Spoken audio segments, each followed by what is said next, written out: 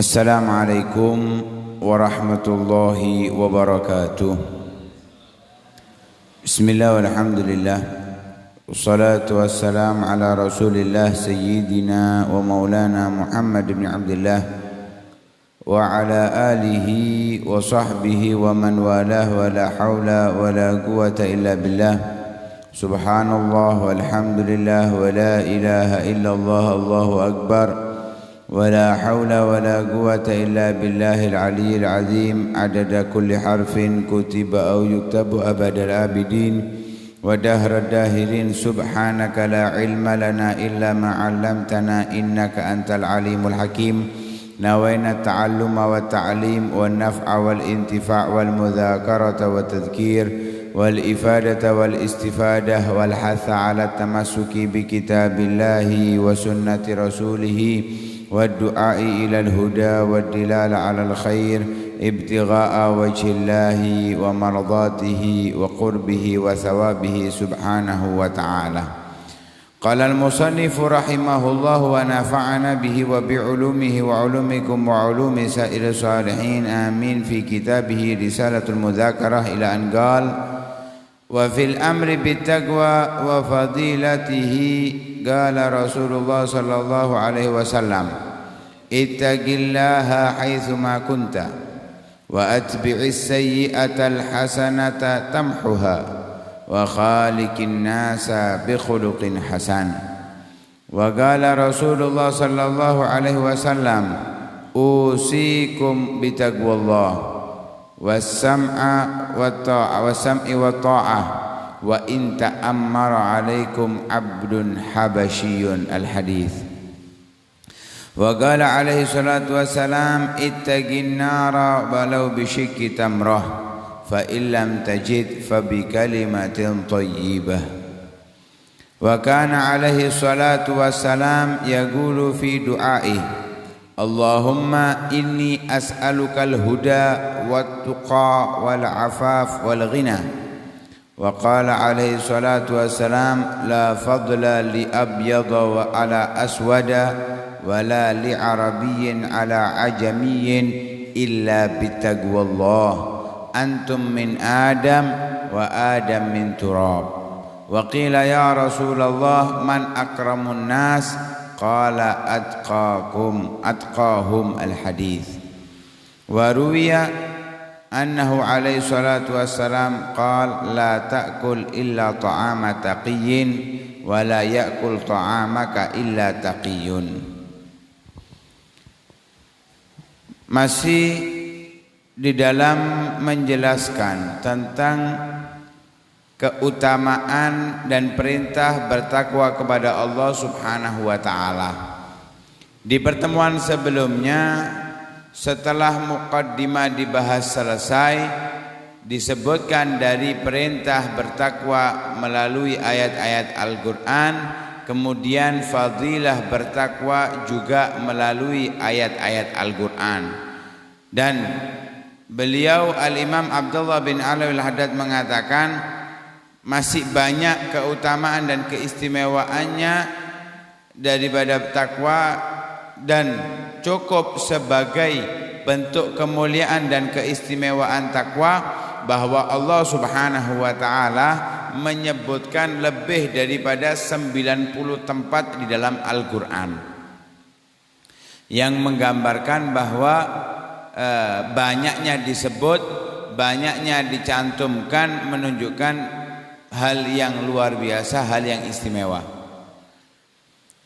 Kali ini kita akan dijelaskan dari perintah takwa serta keistimewaannya melalui lisan Nabi Muhammad sallallahu alaihi wasallam, yakni hadis. Wa fil amri bittaqwa wa fadilatihi, dan di dalam perintah untuk bertakwa, wa fadilatihi, dan keutamaan bertakwa, qala Rasulullah sallallahu alaihi wasallam, Rasulullah bersabda, ittaqillaha haitsu ma kunta. Bertakwalah kepada Allah dimanapun kamu berada, baik saat sendiri atau di halayak orang. di kota sendiri atau di kota orang, di negeri sendiri ataupun di negeri orang lain, di rumah sendiri ataupun di rumah orang lain. Gak ada bedanya.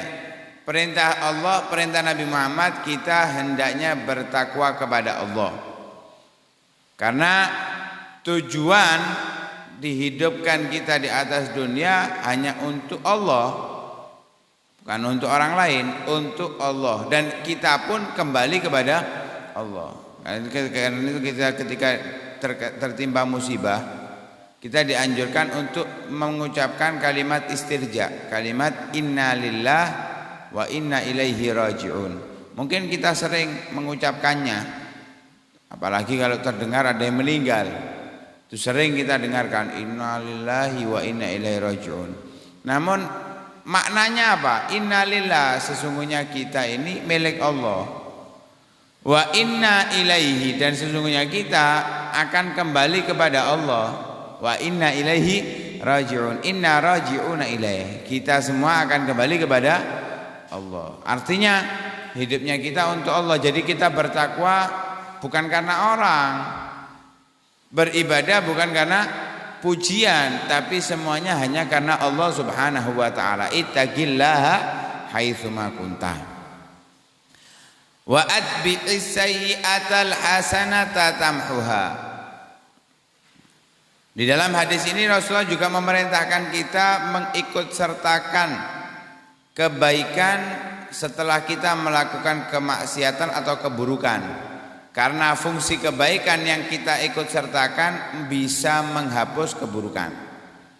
Lah di sini juga kita diberi kabar oleh Nabi bahwa karena kita manusia biasa yang mungkin juga terganggu, tergoda dengan hawa nafsu, sehingga terjerumus dalam perbuatan yang tidak diridhoi oleh Allah, maka cara untuk menghapus keburukan tersebut, perbuatlah baik.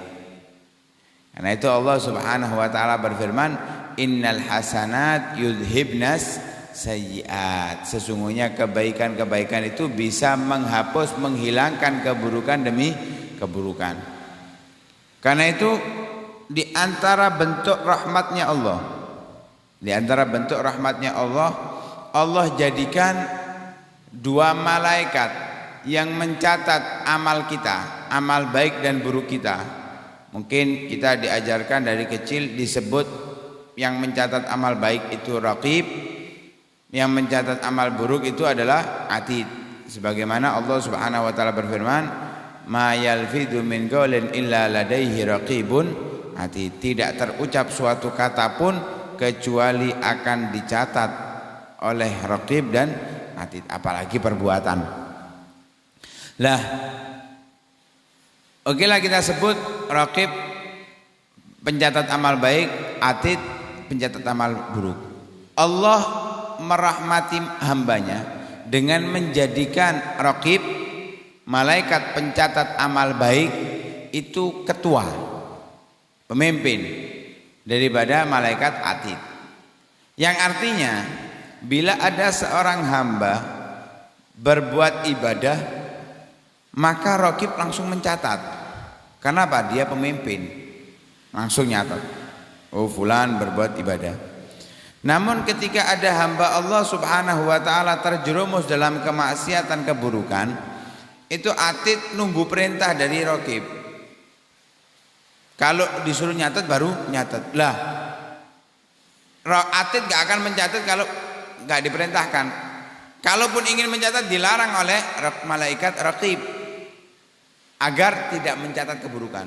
Dan itu dijedah dalam riwayat hadis sebutkan sit saat 6 jam. Ada mengatakan sa'ah, beberapa saat. Jadi dikasih kelonggaran beberapa saat agar kalau orang itu berbuat baik gak jadi dicatat keburukannya. Kenapa? Sudah terhapus. Terhapus dengan kebaikan. Itu diantara rahmatnya Allah Subhanahu wa taala. Karena itu Nabi memerintahkan wa atbi'is sayyi'atal hasanata tamhuha. Jadi kalau kita terjerumus ke dalam keburukan, cepat-cepat berbuat baik. Fungsinya apa? Sebelum dicatat kita sudah dihapus. Gambarannya ketika kita punya buku tulis, kita belum mencatatnya, belum mencoretnya. Kita hindarkan dari coretan itu lebih baik daripada kita hapus dengan penghapus atau tip X. Kan betul kan ya? Sebelum dicoret, kita punya buku tulis, ada anak kecil bawa pulpen atau pensil. Lebih baik mana? Ditulis dulu terus kita hapus, apa sebelum ditulis kita ambil bukunya? Hah? Otomatis lebih baik kita ambil dulu sebelum dicoret. Karena apa? Lebih bersih daripada dihapus. Apalagi kalau pulpen, walaupun dihapus pakai tip X, tetap ada noda di buku kita. Begitu juga buku laporan kita. Kalau sudah dicatat keburukan, walaupun kita berbuat baik, tetap keburukan itu akan dinilai oleh Allah Subhanahu wa ta'ala. Wa may ya'mal mithqala dzarratin syarran yarah. Karena itu sebelum dicatat cepat-cepat berbuat baik. Wa khaliqin nasa bi khuluqin hasan, dan berakhlaklah kepada manusia dengan akhlak yang baik. Dalam riwayat yang lain Rasulullah mengatakan wa amilin nasa kama tuhibbu an yu'amiluk, dan berbuatlah kepada orang sebagaimana kamu ingin ia berbuat demikian kepada kamu.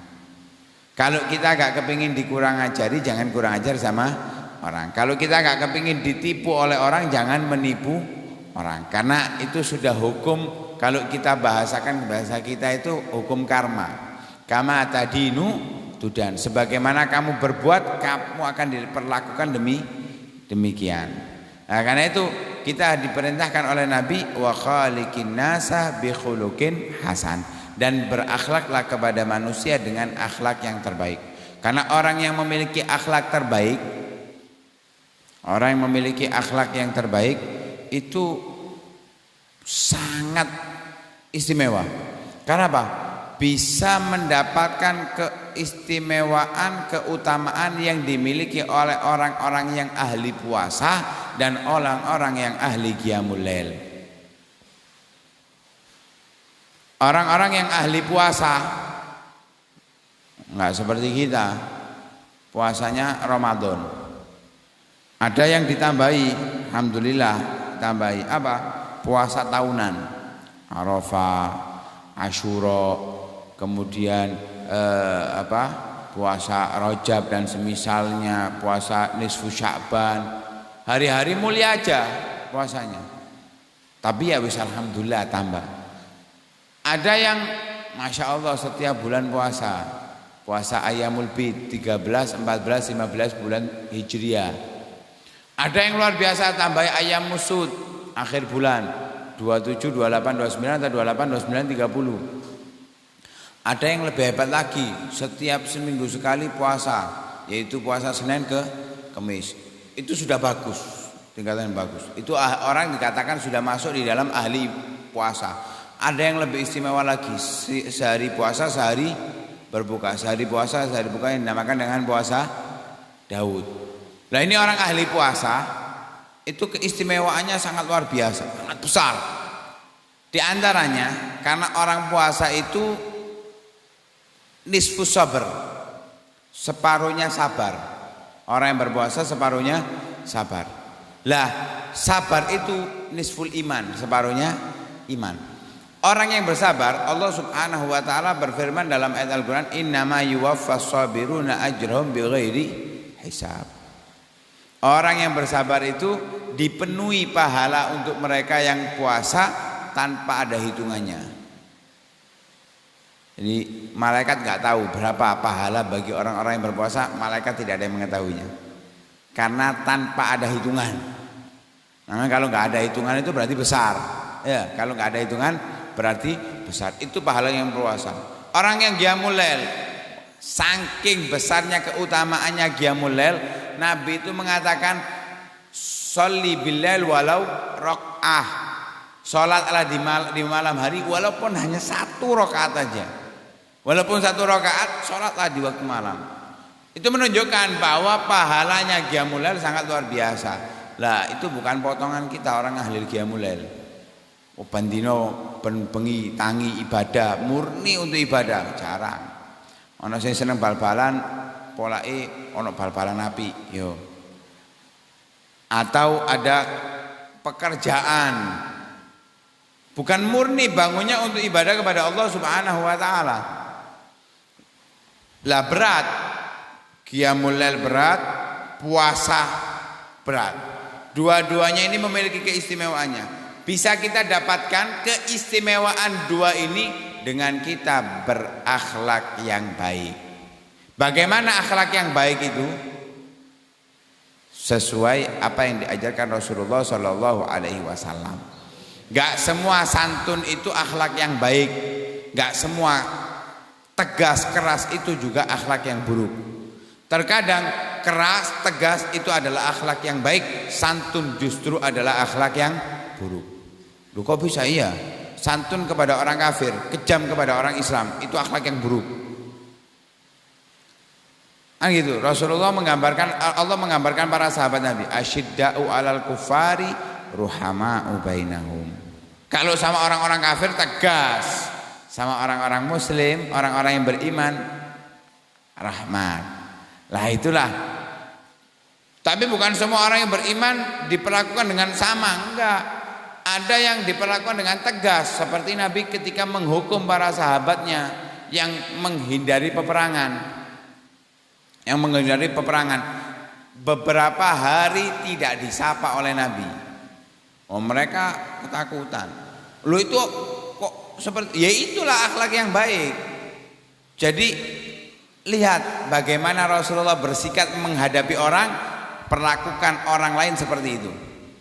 Kalau orang lain ini melakukan sama dengan yang dilakukan orang-orang yang dihukum oleh Nabi, maka kita melakukannya seperti apa yang dilakukan oleh Nabi Shallallahu Alaihi Wasallam. Lah, kalimat wa'ad bi isayyi'atal hasanata tamhuha, kemudian wa khaliqin nasa bi khuluqin hasan, itu satu gambaran dari perintah Rasulullah yang pertama, ittaqillaha haitsu ma kunta. Akhlak yang baik itu adalah bentuk bertakwa kepada Allah Subhanahu wa taala, dan berbuat baik setelah berbuat buruk adalah apa? Bentuk ketakwaan kepada Allah Subhanahu wa taala. Dalam hadis yang lain Rasulullah Shallallahu Alaihi Wasallam bersabda, usikum bitaqwallah. Aku wasiatkan kalian untuk bertakwa kepada Allah Subhanahu wa taala. Di pertemuan sebelumnya Allah mewasiatkan, walaqad wasaitna alladziina utul kitaba min qablikum wa iyyakum an ittaqullah. Kali ini Rasulullah juga memerintahkan, mewasiatkan kita untuk bertakwa kepada Allah, wasam'i wa ta'ah, juga patuh tunduk, manut. Manut kepada siapa? Kalau melihat dari siyaqul hadis, di situ mengatakan wa in ta'ammar 'alaikum 'abdun habasyiyun, sekalipun yang menjadi pemimpin kalian adalah budak dari Ethiopia. Saat itu orang Ethiopia di kalangan orang-orang kufar Quraisy, kafir Quraisy itu hina. Di hadapan mereka hina. Tidak ada kemuliaan sama sekali. Di antara mereka adalah Bilal bin Rabah, sahabat Nabi Shallallahu Alaihi Wasallam. Di hadapan orang kafir Quraisy hina. Sehingga mindset, pemikiran orang-orang Islam yang masih anget dengan masa-masa jahiliyah itu ada sedikit meremehkan ke dalam hal-hal tersebut. Sehingga Rasulullah mencontohkan di sini dengan budak dari Ethiopia yang mungkin ada di mindset kalian, kata Nabi, kalian rendahkan. Sekalipun yang menjadi pemimpin adalah budak dari Ethiopia, maka kalian harus patuh dan nurut. Tentunya kalau tidak memerintahkan ke dalam kemaksiatan dan tidak memerintahkan ke dalam kekufuran. Selama tidak memerintahkan ke dalam kemaksiatan dan kekufuran, patuh, tunduk, nurut. Kalau tidak, maka Rasulullah juga mengatakan dalam hadis yang lain, termasuk kekuatan iman seseorang berkata yang benar di hadapan raja yang zalim. Itu termasuk orang yang kuat keimanannya. Dalam hadis yang lain Rasulullah Shallallahu Alaihi Wasallam bersabda, ittaqin nar walau bisyikki tamrah, fa illam tajid fa bi kalimatin thayyibah. Jadi hadis yang tadi menggambarkan bahwa patuh kepada pemerintahan yang sah, yang tidak memerintahkan ke dalam kemaksiatan atau kekufuran, itu adalah bentuk ketakwaan. Tapi jangan disalahartikan. Saya artikan sesuai makna hadis. Tapi pengertiannya lek tak jelas no bahaya. Di tit ngono wis ya. Hadis selanjutnya. Ittaqin nara walau bisyikki tamrah. Berhati-hatilah, jauhilah api neraka. Artinya bertakwalah kepada Allah agar terhindar dari api neraka Allah Subhanahu wa taala. Walau bisyikki tamrah, walaupun hanya dengan separuh kurma. Kita punya satu kurma, kita paruh jadi 2. Diapakno? Dipangan dewe? Enggak. Ketika kita sedekahkan, itu bisa menghindarkan kita dari neraka Allah Subhanahu wa taala. Artinya sedekah adalah bentuk bertakwa kepada Allah Subhanahu wa taala, dan itu perintah Nabi sallallahu alaihi wasallam. Kalau enggak punya, menunjukkan bahwa kita sangat-sangat miskin, maka fabi kalimatin thayyibah. Fa illam tajid fabi kalimatin thayyibah. Enggak punya harta untuk kita sedekahkan, maka dengan perkataan yang baik. Perkataan yang baik itu bisa zikir. Bisa zikir la ilaha illallah, itu juga disebut kalimah thayyibah. Atau juga bisa nasihat. Nasihat itu juga kalimah thayyibah. Kita memberikan nasihat kepada orang.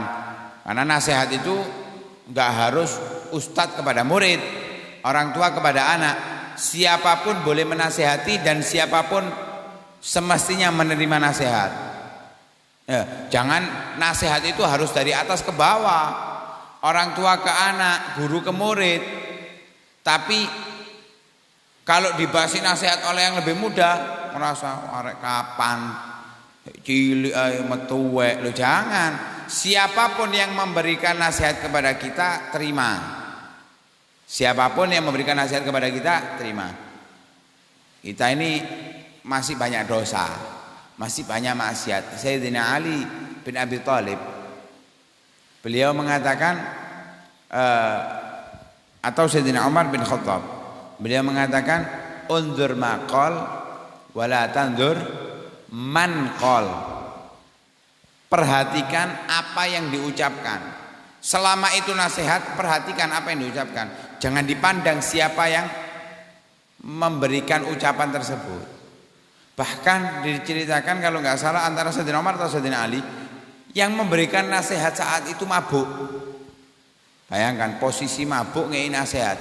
Itu Sayyidina Ali atau Sayyidina Umar mencatat nasihatnya. Kalau kita, oh niki seluruh tok nang got kate nasihat barang ya.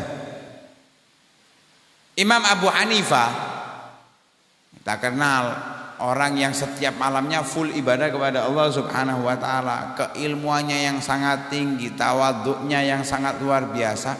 Ketika dinasehati anak kecil, diprotes. Masuk Masjidil Haram, kalau madhabnya Imam Syafi'i, tahiyatul masjidnya itu dengan tawaf. Dengan tawaf. Lah Imam Abu Hanifah saat itu belum ada Imam Syafi'i ya, belum ada Imam Syafi'i. Tapi Nabi sudah menggambarkan tahiyatul masjid itu dengan tahiyatul masjidil haram itu dengan tawaf. Mazhab Imam Hanifah itu mereka tetap tahiyatul masjidnya dengan sholat. Beliau Imam Abu Hanifah sholat 2 rakaat, ditegur, ya Imam, bukankah tahiyatul masjidil haram itu dengan tawaf? Kalau kita arek cilik sing ngomong, ustad dinasihati karo arek cilik kaya ngono. Padahal pendapat dia tahiyatul masjidnya dengan sholat. Oh iya, maaf saya lupa, tawaf. Anak kecil. Iki bapak-bapak zaman saiki diomongi anake. Wah, padahal sing mondokno bapake. Sing mondokno lho bapake, sing kepengin mondok bapake, bapak anake ngerti. Bapake dikandani, "Kon iki opo sik tas mondok lho ya opo sih?" Lah gawe opo di pondokno? Lah kono gawe ini lan. wong tuane gak gelem dinasehati. Lek wong tuane gak gelem dinasehati ndani wong liya ya. Kan ngono logikae. Orang tuanya yang menginginkan anaknya jadi pinter aja nggak mau menerima nasihatnya, bagaimana orang lain? Ya nggak mungkin bisa mau menerima nasihatnya. Lah karena itu nasihat dari siapapun keterima. Dan nasihat itu adalah bentuk bertakwa kepada Allah Subhanahu wa ta'ala. Karena itu jangan kita pandang siapa yang memberikan nasihat, tapi lihatlah apa nasihat itu bermanfaat untuk kita atau tidak. Lihat, perhatikan nasihat yang diucapkan. Wa kana alaihi salatu wassalam yaqulu fi du'aihi Allahumma inni as'alukal huda wat tuqa wal afaf wal ghina. Ini hadis menunjukkan begitu istimewanya, begitu pentingnya takwa kepada Allah Subhanahu wa taala. Rasulullah itu kalau berdoa di antara doanya karena doanya Nabi banyak. Ada setiap subuh dibaca, ada setiap hendak tidur dibaca, setiap masuk atau keluar kamar mandi dibaca. Ada yang doa-doa di saat-saat tertentu, munajat Rasulullah SAW. Seperti ketika perang Badar, Rasulullah itu banyak mengucapkan ya Hayyu ya Qayyum. Ya, banyak mengucapkan ya Hayyu ya Qayyum, ya Hayyu ya Qayyum, itu banyak diucapkan oleh Rasulullah SAW ketika perang Badar. Macam-macam dalam keadaan-keadaan tertentu. Saat Rasulullah haji, saat Rasulullah di Arafah dan yang lain sebagainya, itu punya posisi-posisi tertentu. Tapi ada doa yang sering diucapkan Rasulullah. Bahkan Al-Habib Umar bin Muhammad bin Salim bin Hafid meletakkan ini di dalam doa Asmaul Husna. Sebenarnya bukan beliau yang merangkum, tapi beliau juga meletakkan di kitabnya, di kitab Khulasatul Madad. Itu disebutkan di doa Asmaul Husna, ada di antara doanya Allahumma inna nas'alukal huda wa tuqa wal afaf wal ghina. Masih ada tambahannya beberapa sebetulnya, tapi di antaranya ini. Ini doa yang istimewa yang menggambarkan bentuk istimewanya takwa. Rasulullah ketika berdoa, Allahumma ya Allah, ini sesungguhnya aku as'aluka memohon kepada engkau al-huda, petunjuk. Sebagaimana setiap sholat kita ucapkan, ihdinas siratal mustaqim. Wattuqa, dan aku mohon kepada engkau ya Allah ketakwaan. Artinya dimudahkan untuk bertakwa kepada Allah Subhanahu wa ta'ala. Wal afaf, menjaga kehormatan, nggak sampai minta-minta atau merendahkan diri. Wal ghina, dan merasa cukup atas apa yang engkau berikan. Ini doa yang selalu dipanjatkan oleh Rasulullah. Allahumma inni as'alukal huda wat tuqa wal afaf wal ghina. Mudah, singkat, isinya padat, luar biasa, dan memiliki makna yang sangat dalam. Allahumma inni as'alukal huda wat tuqa wal afaf wal ghina. Mudah dihafal, gampang. Cuma ngiling-ngiling papat tok. Huda, al-huda, at-tuqa, al-afaf wal ghina. Jadi Allahumma inni as'aluka. Ini doa umum biasa lek kate njaluk ya. Allahumma inni as'aluka al-huda wat-tuqa wal afaf wal ghina. Insyaallah hafal kabeh. Dibaleni ping telu tok hafal. Allahumma inni as'alukal huda wat-tuqa wal afaf wal ghina. Allahumma inni as'alukal huda wat-tuqa wal afaf wal ghina. Allahumma inni as'alukal huda wat-tuqa wal afaf wal ghina. Mudah-mudahan kita bisa mengamalkannya. Wa qala alaihi salatu wassalam, Rasulullah sallallahu alaihi wasallam juga bersabda, la fadla li abyad ala aswad wala li arabiyyin ala ajamiyyin illa bitaqwallah. Tidak ada keunggulan bagi orang putih daripada orang hitam. Ini kalau di Amerika orang hitam itu dibedakan ya, direndahkan, sampai presiden pertama hitam itu dipuja-puja. Kenapa? Karena memang dibeda-bedakan. Dan itu juga terjadi di zaman jahiliyah. Orang hitam itu dianggap orang rendahan. Tapi bagaimana Islam menunjukkan, sebagaimana Nabi juga mengatakan la fadla li abyad wala wa ala aswad, tidak ada keunggulan bagi orang putih atas orang yang hitam. Bilal bin Rabah memiliki tingkatan yang besar di sisi Rasulullah Shallallahu Alaihi Wasallam. Dijuluki mendapatkan tugas dari Rasulullah menjadi muadzin, tukang azan. Tukang azannya siapa? Musola Al-Huda biasa. Tukang azannya siapa? Masjidil Haram biasa. Tukang azannya Rasulullah Shallallahu Alaihi Wasallam.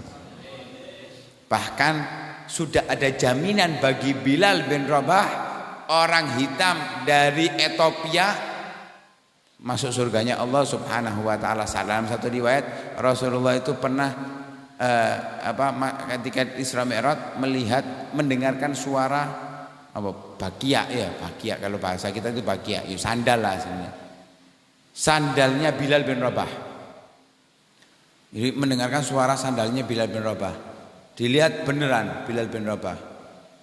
Ketika ditanya, kok bisa kamu mendahului aku wahai Bilal? Bukan berarti lebih mulia Bilal, enggak. Tetap muliaan Rasulullah.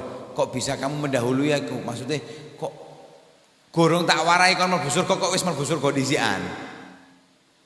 Katanya Bilal, aku tidak selesai wudhu kecuali aku sholat 2 rakaat. Penyebab Bilal masuk surga dahuluan sebelum disebut oleh Nabi kalau bakal masuk surga. Sayyidina Abu Bakar disebut oleh Nabi kalau mau masuk surga. Sayyidina Umar disebut oleh Nabi kalau mau masuk surga. Sudah disebut. Kalau Bilal belum disebut sudah masuk surga duluan. Bukan duluan Bilal dari Rasulullah masuknya, tidak.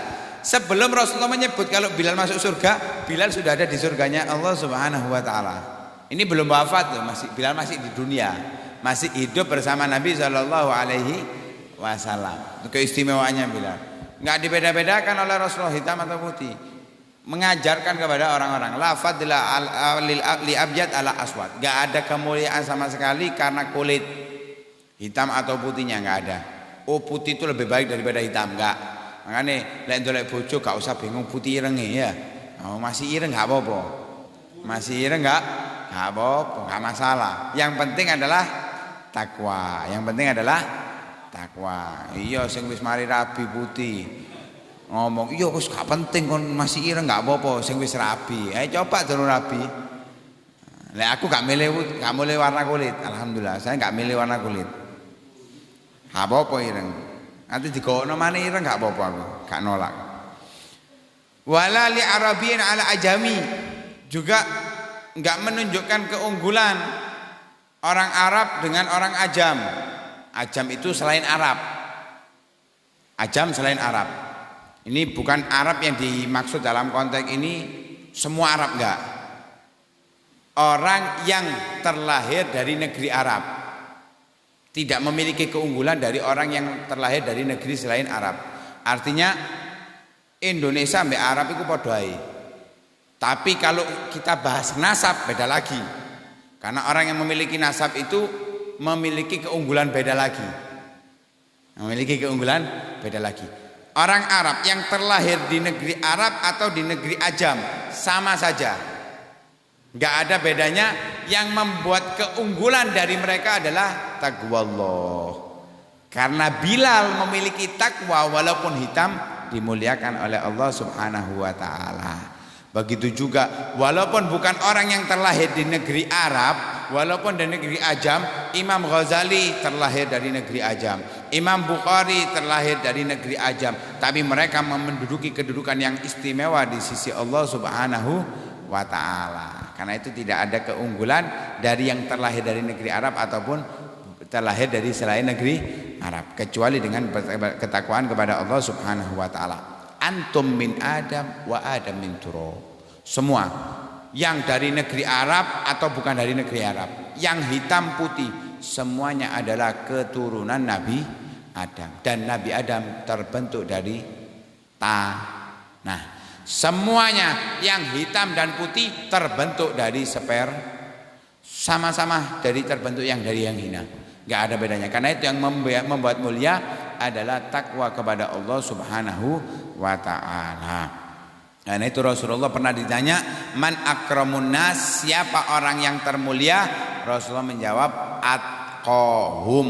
Orang yang bertakwa kepada yang paling bertakwa kepada Allah Subhanahu wa taala. Karena itu Allah Subhanahu wa taala mengatakan dalam ayat Al-Qur'an, "Inna akramakum indallahi atqakum." Yang termulia kalian di sisi Allah adalah yang paling bertakwa kepada Allah Subhanahu wa taala.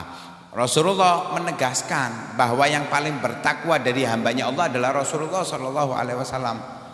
Karena itu ketika ada orang-orang 3 orang pengen tahu bagaimana Rasulullah, mereka tanya kepada keluarga Rasulullah, dijawab. Setelah dijawab, mereka mengatakan, kalau gitu saya nggak akan menikah, saya hanya beribadah kepada Allah Subhanahu Wa Taala. Yang satu ngomong, wis kalau gitu saya puasa terus menerus. Kalau yang satunya, saya nggak mau tidur. Rasulullah mendengarkan ucapan 3 orang itu, Rasul mengatakan, ama inni akhsyakum lillah wa atqakum lah. Ketahuilah bahwa aku ini lebih takut kepada Allah dan lebih bertakwa kepada Allah daripada kalian. Kalian yang mau mengaku nggak mau menikah, kalian yang mau mengaku nggak mau maunya puasa terus nggak mau berbuka, kalian yang mau mengaku nggak mau tidur beribadah toh kepada Allah Subhanahu Wa Taala, kamu bukan orang yang paling takut kepada Allah, bukan orang yang paling bertakwa. Orang yang paling bertakwa itu adalah aku, kata Rasulullah SAW. Lakini usalli wa arqud. Aku sholat ya aku tidur. Kemudian Rasulullah melanjutkan, wa asum wa uftir, aku puasa juga aku ya enggak puasa, enggak setiap hari puasa. Wa atazawwajun nisa, aku juga nikah dengan beberapa perempuan. Ini kan kalau sing wani beberapa wis atazawwajul imro'ah ngono ya. Kalau kita itu wa atazawwajul imro'ah. Lah Rasulullah menggambarkan itu semuanya. Faman raghiba an sunnati falaysa minni. Artinya kalau kita kepingin menjadi orang yang bertakwa, ikuti sunnah-sunnahnya Rasulullah, ikuti ajaran Rasulullah, maka kita menjadi orang yang paling bertakwa dan kita akan menjadi orang yang paling mulia di sisi Allah Subhanahu wa Ta'ala. Yang kita harapkan mudah-mudahan Allah Subhanahu wa Ta'ala menjadikan kita orang-orang yang bertakwa, selalu merasa takut kepada Allah Subhanahu wa Ta'ala dan bisa mengikuti jejak Nabi Muhammad sallallahu alaihi wasallam. Amin amin ya rabbal alamin. Sallallahu alaihi wasallam Muhammadin wa ala alihi wasallam. Walhamdulillahi rabbil alamin.